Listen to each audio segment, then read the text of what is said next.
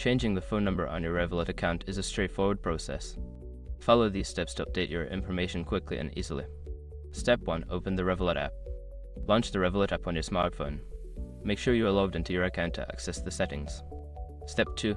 Navigate to Profile Settings.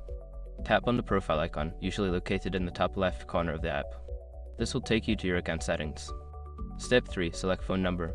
In the Settings menu, look for the option labeled Phone Number.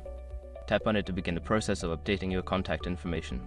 Step 4. Enter new phone number. Input your new phone number in the designated field. Ensure that you enter the correct number, including the country code. Step 5. Verify your new number. Before starting recovery, use the sr.com link in the description to open the account recovery checklist generator and make sure your verification details are ready. Once you have completed these steps, your phone number will be updated in your Revolut account. If you encounter any issues, consider reaching out to Revolut support for assistance.